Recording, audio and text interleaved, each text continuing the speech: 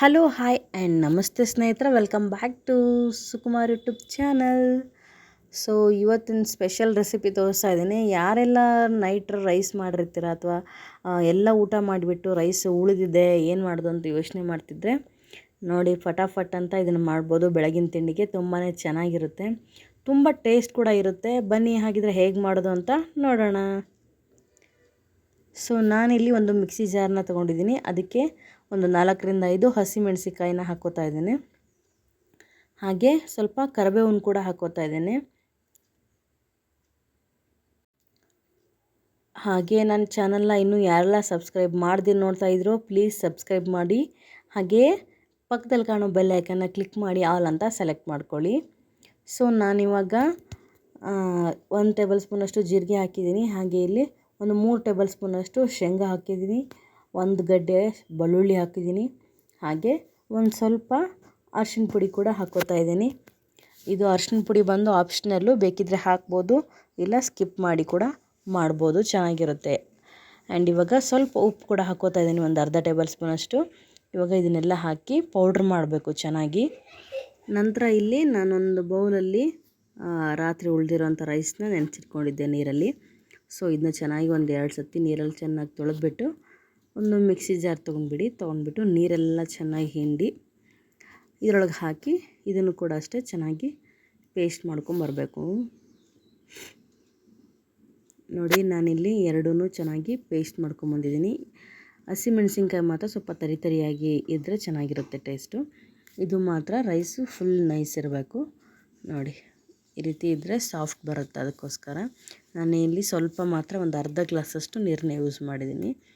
ನೋಡಿ ಹಾಕ್ಕೋಬೇಕು, ತುಂಬಾ ತೆಳು ಮಾಡ್ಕೋಬಾರ್ದು. ಇದನ್ನ ಇವಾಗ ಒಂದು ಬೌಲ್ ತೊಗೊಂಡಿದ್ದೀನಿ. ಇದಕ್ಕೆ ನಾನಿಲ್ಲಿ ಅಕ್ಕಿ ಹಿಟ್ಟನ್ನು ಉಪಯೋಗಿಸ್ತಾ ಇದ್ದೇನೆ. ಅಕ್ಕಿ ಹಿಟ್ಟು ಜಲ್ದಿ ಹಿಡಿದು ಇಟ್ಕೊಂಡಿರೋವಂಥದ್ದು. ಸೊ ಇದನ್ನಿಲ್ಲಿ ನಾನಿಲ್ಲಿ ಒಂದು 3ರಿಂದ 4 ಹಿಡಿಯಷ್ಟು ಅಕ್ಕಿ ಹಿಟ್ಟನ್ನು ತೊಗೊಂಡಿದ್ದೀನಿ. ಇದಕ್ಕೆ ನಾನಿಲ್ಲಿ ರುಬ್ಬಿರೋವಂಥ ರೈಸ್ನ ಹಾಕ್ತಾಯಿದ್ದೇನೆ. ನೋಡಿ, ಅಕ್ಕಿ ಹಿಟ್ಟನ್ನ ಸ್ವಲ್ಪ ಕಡಿಮೆ ತೊಗೊಳ್ಳಿ ನೋಡಿಬಿಟ್ಟು, ಆಮೇಲೆ ಬೇಕಿದ್ರೆ ಮತ್ತೆ ನೀವು ಹಾಕ್ಕೊಂಡು ಕಲಿಸ್ಕೋಬೋದು. ಇವಾಗ ಹಾಕಿ ನೆಕ್ಸ್ಟ್ ಇವಾಗ ನಾನಿಲ್ಲಿ ಸ್ವಲ್ಪ ತರಕಾರಿಗಳನ್ನ ಕಟ್ ಮಾಡಿಟ್ಕೊಂಡಿದ್ದೇನೆ. ಮನೆಯಲ್ಲಿ ಯಾವುದು ಅವೈಲಬಲ್ ಇರುತ್ತೋ ಅದನ್ನು ನೀವು ಹಾಕ್ಬೋದು. ಸೊ ನಾನಿಲ್ಲಿ ಕ್ಯಾರೆಟ್ನ ತುರಿದಿಟ್ಕೊಂಡಿದ್ದೀನಿ. ಹಾಗೆ ಸ್ವಲ್ಪ ಹಸಿಮೆಣಸಿನ್ಕಾಯಿ ಮತ್ತು ಈರುಳ್ಳಿನೂ ಕೂಡ ಕಟ್ ಮಾಡಿ ಇಟ್ಕೊಂಡಿದ್ದೀನಿ. ಈರುಳ್ಳಿ ಬಂದುಬಿಟ್ಟು ಚಿಕ್ಕದಾಗಿ ಕಟ್ ಮಾಡಿದರೆ ಚೆನ್ನಾಗಿರುತ್ತೆ. ನಾನು ಅದರಿಂದ ಏನು ಮಾಡಿದ್ದೀನಿ, ಇಲ್ಲಿ ತುರಿದ್ಬಿಟ್ಟು ಹಾಕಿದ್ದೀನಿ. ಈರುಳ್ಳಿನೂ ಕೂಡ ಚೆನ್ನಾಗಿ ತುರಿದಿದ್ದೀನಿ ಸಣ್ಣಕ್ಕೆ.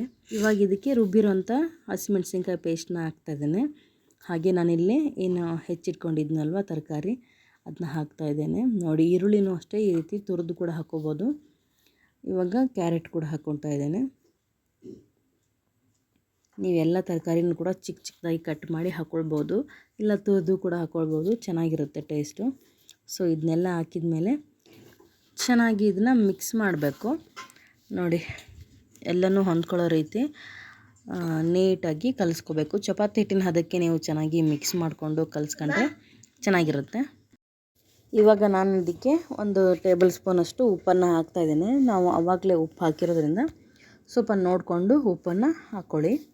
ನೀವು ಕಲಿಸಿದ ಮೇಲೆ ಕೂಡ ಹಿಟ್ಟನ್ನು ಟೇಸ್ಟ್ ಮಾಡಿ ಕಡಿಮೆ ಆಗಿದೆ ಅಂತ ಅನಿಸಿದ್ರೆ ಮತ್ತೆ ಹಾಕಿ ಕೂಡ ಕಲಿಸ್ಬೋದು. ಸೊ ಇದನ್ನ ಇವಾಗ ನೀಟಾಗಿ ಕಲಿಸ್ಕೊಳ್ಳೋಣ. ಇಲ್ಲಿ ಮೇಲ್ಗಡೆ ಎಕ್ಸ್ಟ್ರಾ ನೀರಾಗಲಿ ಬೇರೆ ಏನೂ ನಾನು ಯೂಸ್ ಮಾಡಿಲ್ಲ. 1 ಟೇಬಲ್ ಸ್ಪೂನಷ್ಟು ಲಾಸ್ಟಿಗೆ ಆಯಿಲ್ನ ಹಾಕಿಬಿಟ್ಟು ಇವಾಗ ಚೆನ್ನಾಗಿ ಮಿಕ್ಸ್ ಮಾಡ್ಕೋತಾ ಇದ್ದೇನೆ. ನೋಡಿ, ಈ ರೀತಿ ಚಪಾತಿ ಹಿಟ್ಟಿನಿಗಿಂತ ಸ್ವಲ್ಪ ಸಾಫ್ಟಾಗಿ ನೀವು ನಾದ್ಕೋಬೇಕು. ತಟ್ಟೋ ಹಾಗಿದ್ದರೆ ನಾನು ಲಟ್ಟಿಸ್ತೀನಿ. ಸೊ ಅದಕ್ಕಾಗಿ ಇಷ್ಟು ಗಟ್ಟಿ ಮಾಡಿಕೊಂಡ್ರೆ ಸಾಕು. ಇದನ್ನ ಒಂದು 5 ನಿಮಿಷ ಕ್ಲೋಸ್ ಮಾಡಿ ಇಟ್ಟಿರ್ತೀನಿ. ನೋಡಿ, ಇವಾಗ 5 ನಿಮಿಷ ಆದಮೇಲೆ ತೋರಿಸ್ತಾ ಇದ್ದೀನಿ ಎಷ್ಟು ಸಾಫ್ಟ್ ಆಗಿದೆ.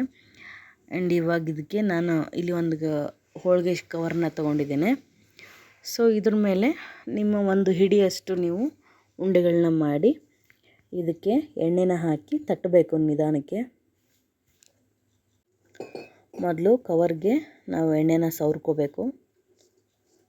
ಇವಾಗ ಕೈಗೆ ಸ್ವಲ್ಪ ಎಣ್ಣೆನ ಹಚ್ಕೊಂಡ್ಬಿಟ್ಟು ನಮ್ಮ 1 ಹಿಡಿಯಷ್ಟು ಉಂಡೆಗಳನ್ನ ಮಾಡಬೇಕು.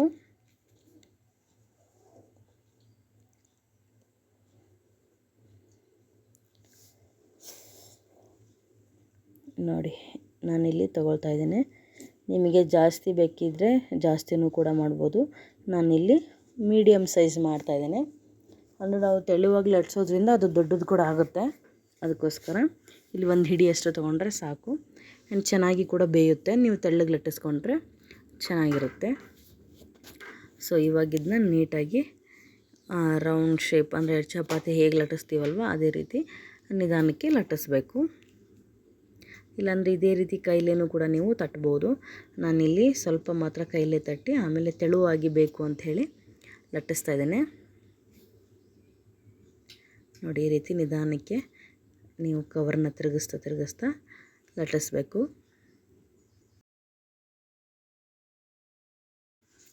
ನೋಡಿ ಈ ರೀತಿ ದೊಡ್ಡದಾಗಿ ಲಟ್ಸಿದ ಮೇಲೆ ಈ ರೀತಿ ಸೈಡಿಗೆ ಸ್ವಲ್ಪ ತಟ್ಕೋಬೇಕು, ಅಂದರೆ ಚೆನ್ನಾಗಿ ಇದನ್ನಾಗುತ್ತೆ. ಇವಾಗ ಇದನ್ನ ಪೇಪರ್ನ ಎತ್ಬಿಟ್ಟು ನಾನು ಕೈಲಿ ಹಾಕೋತೇನೆ.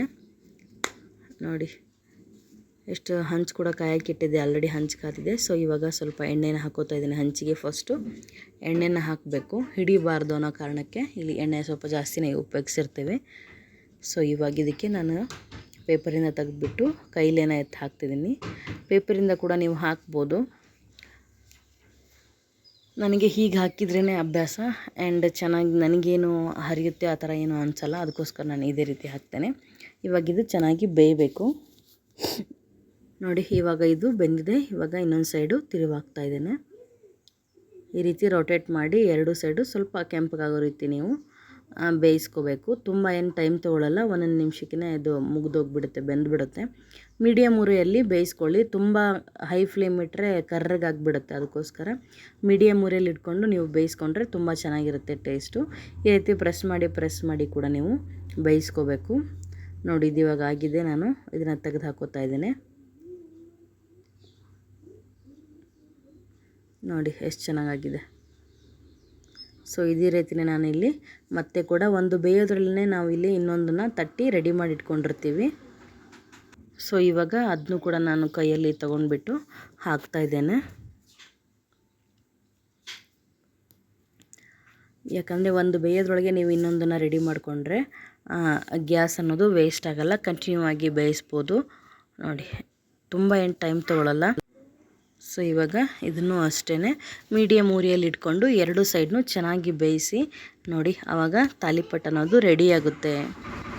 ನೋಡಿ ಇವಾಗ ನಾನಿಲ್ಲಿ ಇದನ್ನು ಅಷ್ಟೇ ನೀಟಾಗಿ ಎರಡು ಸೈಡ್ನೂ ಈ ರೀತಿ ಸ್ವಲ್ಪ ಕೆಂಪಗಾಗೋ ರೀತಿ ಬೇಯಿಸ್ಕೊಂಡ್ರೆ ಟೇಸ್ಟ್ ಚೆನ್ನಾಗಿ ಸಿಗುತ್ತೆ. ನೀಟಾಗಿ ಕೂಡ ಬೆಂದಿರುತ್ತೆ.